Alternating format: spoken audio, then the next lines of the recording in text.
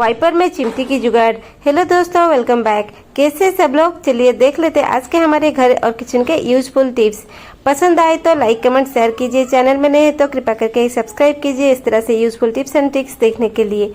तो चलिए बढ़ते हैं हमारे यूजफुल और घर और किचन की टिप्स की तरफ। जो काम हमें मुश्किल लगता है उसको भी हम आसान कर लेंगे और यहाँ पे कुछ भी हमें फेंकने वाली नहीं है। सब कुछ बिल्कुल, एक भी टिप्स यहाँ पे पैसे लगने वाले नहीं है, सब कुछ बिल्कुल फ्री है। तो बढ़ते हैं हमारे पहले टिप्स की तरफ। पहला टिप्स देखिए दोस्तों, कुशन के अंदर जिस तरह से ये जो हमारी रुई होती है जो बहुत पुरानी हो जाती है, किस किस कुशन के अंदर और तकिए के अंदर ये जो रुई होता है, इस तरह से रुई आपस में चिपक जाती है और ये रुई बिल्कुल ये कंफर्टेबल नहीं होता है। तो इस तरह से हम क्या करते हैं, नया वाला ये हमारे पिल्लो वगैरह हम लेकर आते हैं, खरीद के लेकर आते हैं। चलो अच्छा, आज हम बहुत ही अच्छा वाला जुगाड़ लगाते हैं। जो मेरे कुशन के बीच में जो था ये रुई था, ये रुई को मैंने बाहर निकाल ली और निकालने के बाद इसको सब सारे रुई को अलग अलग कर ली, यानी कि थोड़ी बाउंसी कर ली। तो करने के बाद हम यहाँ पे एक पिलो कवर लेते, यानी कि तकिए की कवर लेते और तकिए की कवर के अंदर हम यहाँ पे डालते। तो यहाँ पे मैं बिल्कुल फुल नहीं करूँगी, आधी रखूँगी इस तकिए के अंदर। आप चाहे तो इसको पहले कर सकते हैं, नहीं तो इसको बाद में कर सकते हैं। बोल क्यों रही हूँ, चलिए। तो यहाँ पे मैंने आधा तक ये रुई हमने रख ली और थोड़ा बहुत रुई मेरा बच भी गया है, इसको मैं इसके अंदर नहीं डालूंगी। तो तकिए के आधे जो पिलो कवर में हम आधा रख के इसको सिलवा लेते हैं। आप चाहे तो टेम्पररी इसमें सेफ्टी पिन वगैरह लगा सकते हैं, नहीं तो ये जो रेस्ट ऑफ तकिए की कवर है इसको आप बांध सकते हैं कोई रस्सी वगैरह से। तो देखिए मैंने यहाँ पे बांध ली, मुझे यहाँ पे काटने की ज़रूरत नहीं है, मैं इस तरह से नीचे इसको रख लेती हूँ। तो बहुत ही अच्छी वाली जुगाड़ू है। इस तरह से हम कुशन की कवर ले लेते हैं और इसी कवर के अंदर इसको डाल देते हैं। बन गया हमारा अच्छा वाला बाउंसी वाला एक कुशन। हम क्या करते हैं, कुशन खरीद के लाते तो हम यहाँ पे रीयूज़ कर लिए और कहीं हम कुछ भी यहाँ पे फेंकने वाले नहीं है। पुराने वाला पिलो कवर था, ये भी यूज़ में लग गई और मेरा अच्छा वाला कुशन ये बन गया। ये कवर था, उसी कवर के अंदर मैं डाल देती हूँ। तो देखिए ये रुई का हमें फेंकने की बिल्कुल ज़रूरत नहीं है, थोड़ा हम अलग कर लेते तो ये अच्छे से बाउंसी हो जाएगी। तो आशा करती हूँ टिप्स आपको पसंद आए। तो चलिए बढ़ते हैं अगले यूज़फुल टिप्स की तरफ। यहाँ पे आटे को लेकर है। जब भी आप आटा गूंथते हैं पराठे के लिए, छोटी सी टिप्स को ध्यान रखिए। जब भी आप पराठे के लिए स्टफिंग बनाते हैं और पराठे के लिए आटा गूंथते हैं, हम क्या करते हैं, बेलन में पहले बेल के हम इसके अंदर हम स्टफिंग भरते हैं। आप क्या कीजिए, इसको इस तरह से हाथ में फैला लीजिए, पहले हमारी उंगली से फैला लीजिए ताकि ये अच्छे से स्प्रेड हो जाए। और इसके बाद हम इसमें स्टफिंग डालते हैं और स्टफिंग डालने के बाद हम इसको जिस तरह से रोल यहाँ पे बॉल बनाते हैं, उसी तरह से चारों तरफ से आटे को लेकर ऊपर तक रख के जो एक्स्ट्रा आटा है इसको निकाल देते हैं और हम यहाँ पे इसको अच्छे से बॉल बना लेते हैं।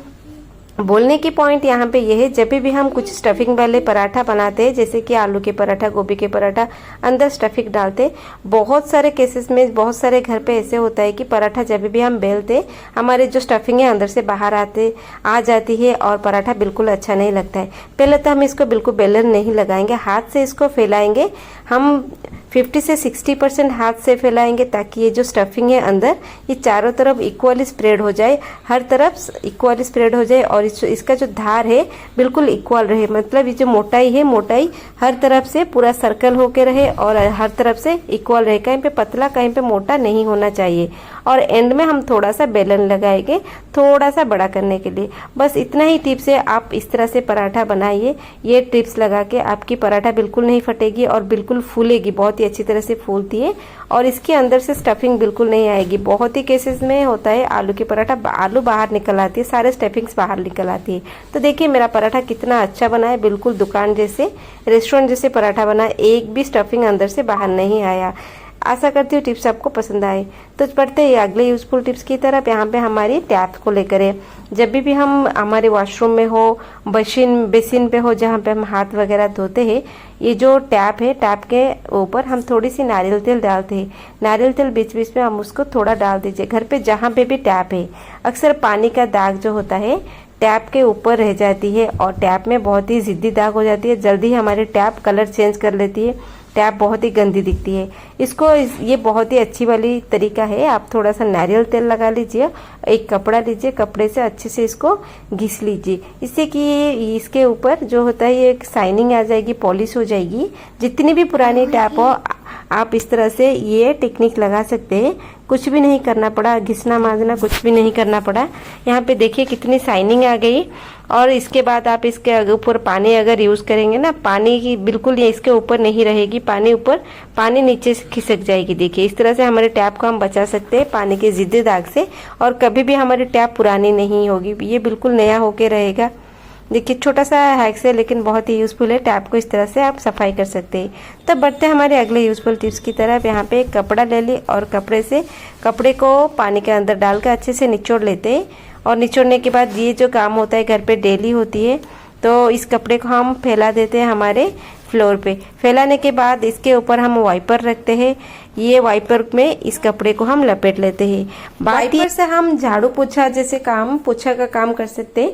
तो जब भी हमारे पास मॉपिंग स्टिक नहीं है तो वाइपर से हम करते हैं। यहाँ पे वाइपर को ऊपर इस तरह से कपड़ा लगाते हैं। कभी कभी क्या होता है कि वाइपर को ऊपर हम कपड़ा लगाते हैं और कपड़ा वाइपर से खिसक जाती है, इस तरह से निकल आती है, फिर से हमें लगानी पड़ती है। इस तरह से काम चलती है, जैसे कि हमारी काम देर हो जाती है और काम ठीक से नहीं हो पाती है।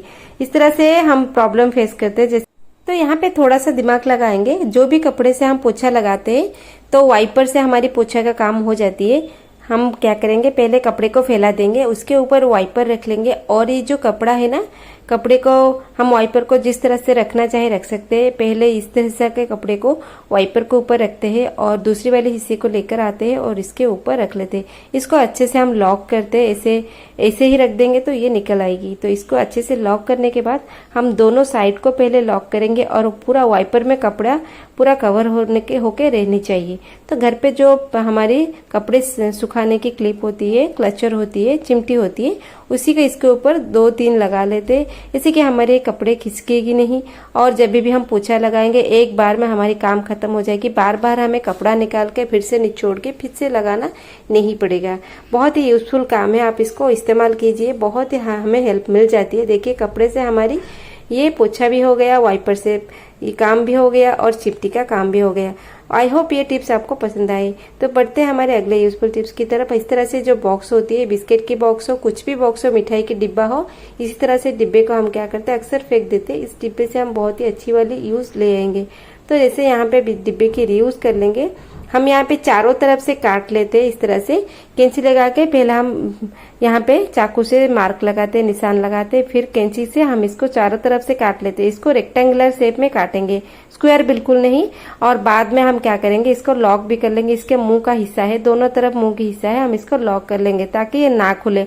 एक बार कर लेंगे, ये हमें काम पे आ जाएगी, जैसे हेल्प मिल जाएगी। इस तरह से ऊपर का हिस्सा काट लेते हैं। देखिए इस तरह से हमें ये मुंह हमने बना लिया है।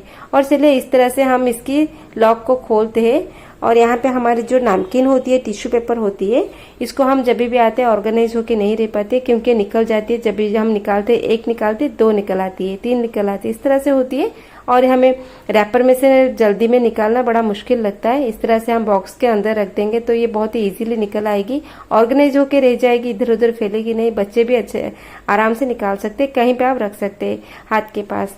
आई होप आज का टिप्स एंड ट्रिक्स आप लोग को पसंद आए। तो चलिए मिलते हैं कल के यूजफुल टिप्स एंड ट्रिक्स में। तब तक के लिए दोस्तों take care and bye bye. इस तरह से यूजफुल टिप्स एंड ट्रिक्स आप इसको फॉलो कर